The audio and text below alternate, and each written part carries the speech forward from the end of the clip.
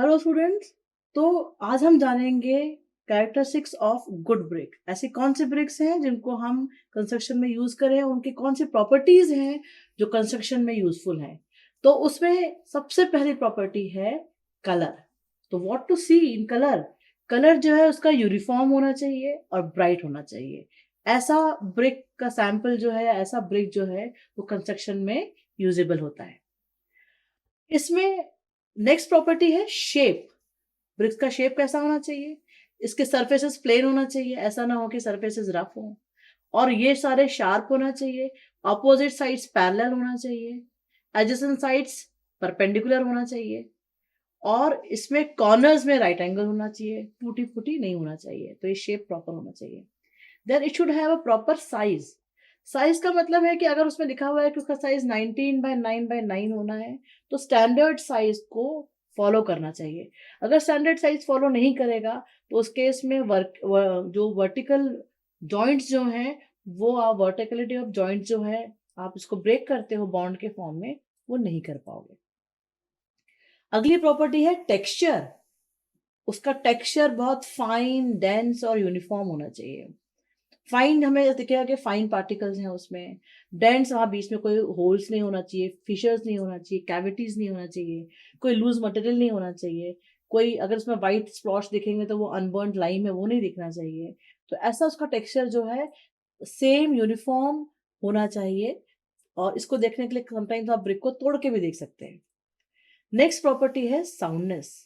Soundness ऐसी property है कि जब आप दो ब्रिक्स को टकराएं या कोई एक हैमर से उसको टकराए तो उसमें मेटलिक रिंगिंग साउंड आना चाहिए।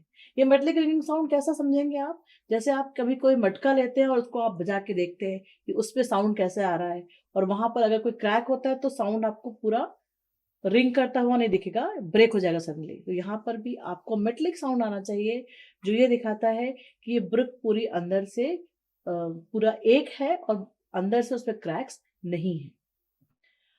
ब्रिक हार्ड भी होना चाहिए। तो उसकी हार्डनेस को हम कैसे चेक करेंगे?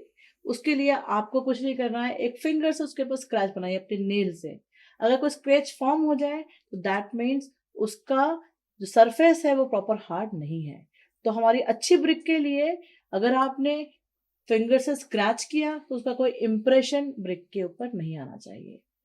नेक्स्ट इंपॉर्टेंट प्रॉपर्टी या मोस्ट इंपॉर्टेंट प्रॉपर्टी है उसकी स्ट्रेंथ। स्ट्रेंथ कितनी होना चाहिए? तो हम स्ट्रेंथ अगर कहते हैं तो दैट इज क्रशिंग स्ट्रेंथ या कॉम्प्रेसिव स्ट्रेंथ ऑफ ब्रिक, जो कि किसी भी कंडीशन में 3.5 न्यूटन पर एम स्क्वायर से कम नहीं होनी चाहिए। तो ये आप लैब में भी टेस्ट कर सकते हैं। अगर लैब में ना हो और आप फील्ड में हो तो क्या करेंगे? तो उस समय आपको एक ब्रिक को उठाना है, लगभग 1 मीटर की ऊंचाई पर रखना है और वहां से ड्रॉप करना है। फेंकना नहीं है, ड्रॉप करना है। जब आप इसको ड्रॉप करेंगे और ये अगर नहीं टूटी तो उसकी स्ट्रेंथ सफिशिएंट है, और अगर टूट गई इसका मतलब उसकी स्ट्रेंथ 3.5 न्यूटन पर एम स्क्वायर से कम है, इसलिए आप उसको यूज नहीं कर सकते। इसके अलावा एक इंपॉर्टेंट प्रॉपर्टी है वाटर एब्जॉर्प्शन की। तो वाटर एब्जॉर्प्शन, ब्रिक को वाटर एब्जॉर्प्शन नहीं करना चाहिए और मिनिमम करना चाहिए। तो एकदम नहीं करेगी ऐसा तो नहीं होगा। तो उसमें क्या करते हैं कि हम ब्रिक को जो है 24 आवर्स के लिए पानी में डाल देते हैं और देखते हैं कितना वाटर उसने ड्राई वेट के कंपैरिजन में एब्जॉर्ब किया। तो क्लास 1 ब्रिक के लिए ये 15% से कम होना चाहिए। 15% से ज्यादा हुआ तो वो क्लास 2 में आ जाती है, और हम उसको 20, अगर ये एक्सीड किया 20% से ज्यादा, तो उस ब्रिक को हम फेलियर के इसमें डाल देते हैं, उसको सेलेक्ट नहीं करते कंस्ट्रक्शन के लिए। एक इंपॉर्टेंट प्रॉपर्टी होती है that is known as efflorescence. Efflorescence क्या होता है? कोई भी ब्रिक के ऊपर अगर आपको व्हाइट या ग्रे कलर के पैचेस दिख जाएंगे तो वो कहलाता है एफ्लोरेसेंस। तो हाउ टू डिटरमाइन कि ये पैचेस कैसे आ रहे हैं? तो क्या करते हैं कि हम उनको वाटर में सोक करते हैं, फिर उनको शेड में सूखने को रख देते हैं। अगर व्हाइट पैचेस आ जाते हैं तो वो जो है उसमें एफ्लोरेसेंस है। अब ये व्हाइट पैचेस कैसे बनते हैं, इस कंडीशन को देखने के लिए हमें समझना होगा कि अगर उसमें कोई सॉल्युबल सॉल्ट्स हैं, अगर कोई सॉल्युबल सॉल्ट्स है जिसमें कैल्शियम और मैग्नीशियम पोटेशियम के सॉल्ट्स है, तो ये सॉल्ट क्या करेंगे? ये सल्फेट हो सकते हैं, calcium sulphate, magnesium sulphate, potassium sulphate हो सकते हैं। और ये सॉल्ट जो है जब वाटर के साथ रिएक्ट करते हैं तो ये वाटर के साथ अपने जगह छोड़ के सरफेस पर वाटर के साथ आ जाते हैं, और जैसे जैसे वाटर ड्राई होता है वैसे वैसे सरफेस पे डिपॉजिट हो जाते हैं। तो अब इसके रहने से हमें क्या प्रॉब्लम है कि अगर एफ्लोरेसेंस है तो वो जो मेसनरी होगी वो परमानेंटली डैम्प और वेट कंडीशन में रहेगी। इसलिए हम चाहते हैं कि उसमें मिनिमम एफ्लोरेसेंस हो। तो एफ्लोरेसेंस की प्रॉपर्टी हम चेक करते हैं कि ब्रिक में जो एफ्लोरेसेंस हो, मिनिमम एफ्लोरेसेंस वाली ब्रिक हम यूज करेंगे। नेक्स्ट इंपॉर्टेंट प्रॉपर्टी है थर्मल कंडक्टिविटी।